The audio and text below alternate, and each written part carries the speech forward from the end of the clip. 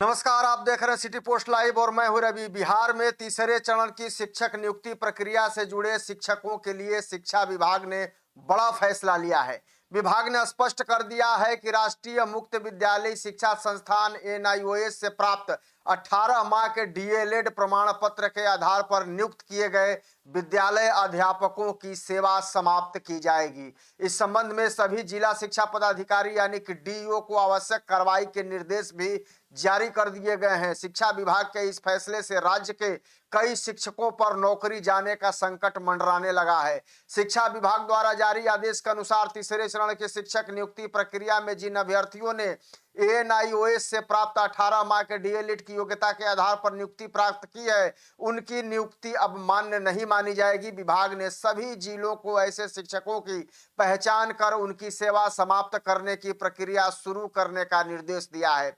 जानकारी के मुताबिक यह आदेश 22 जून को तत्कालीन प्राथमिक शिक्षा निदेशक विक्रम बेरकर के हस्ताक्षर से जारी किया गया था। आदेश में सभी जिला शिक्षा पदाधिकारियों से कहा गया है कि वे अपने अपने जिलों में ऐसे शिक्षकों की सूची तैयार करें और नियमानुसार आगे की कार्रवाई सुनिश्चित करें।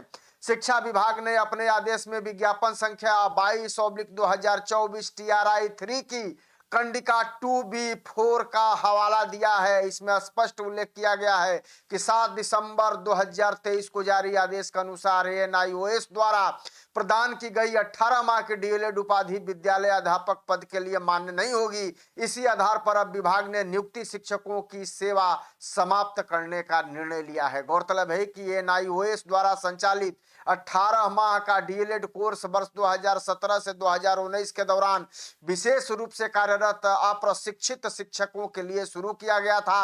हालांकि बाद में विभिन्न भर्ती प्रक्रियाओं में इसकी वैधता को लेकर कई राज्यों में विवाद सामने आए। बिहार सरकार ने भी शिक्षक नियुक्ति नियमावली में स्पष्ट कर दिया कि विद्यालय अध्यापक के पद पर नियुक्ति के लिए यह डिग्री मान्य नहीं होगी। इसके बावजूद यदि किसी अभ्यर्थी की नियुक्ति इस योग्यता के आधार पर हुई है तो अब शिक्षा विभाग उसे नियमों के अनुरूप निरस्त करने की तैयारी में है। विभाग का कहना है कि भर्ती प्रक्रिया पूरी तरह निर्धारित पात्रता मानकों के अनुरूप होनी चाहिए और किसी भी प्रकार की अयोग्य शैक्षणिक योग्यता के आधार पर नियुक्ति स्वीकार नहीं की जा सकती।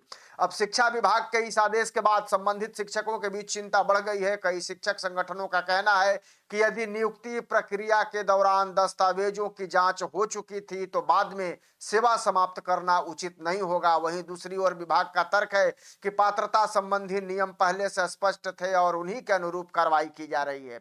अब सभी जिला शिक्षा पदाधिकारी अपने अपने जिलों में ऐसे शिक्षकों का सत्यापन करेंगे। सत्यापन रिपोर्ट के आधार पर संबंधित शिक्षकों को नोटिस जारी किया जाएगा और नियमानुसार उनकी सेवा समाप्त करने की प्रक्रिया भी पूरी की जाएगी। शिक्षा विभाग के इस फैसले को शिक्षक नियुक्ति प्रक्रिया में पारदर्शिता और पात्रता के नियमों को सख्ती से लागू करने की दिशा में एक महत्वपूर्ण कदम माना जा रहा है। हालांकि इस निर्णय का असर उन शिक्षकों पर पड़ेगा जिन्होंने एएनआईओएस के 18 माह के डीएलएड प्रमाण पत्र के आधार पर नौकरी हासिल की थी। अब आने वाले दिनों में इस आदेश को लेकर शिक्षक संगठनों की प्रतिक्रिया और संभावित कानूनी चुनौतियों पर भी सबकी नजरें बनी रहेंगी। लेकिन आप क्या सोच रहे हैं इस खबर को लेकर कमेंट जरूर करिएगा और खबर को ज्यादा से ज्यादा शेयर और लाइक भी कर दीजिएगा। धन्यवाद।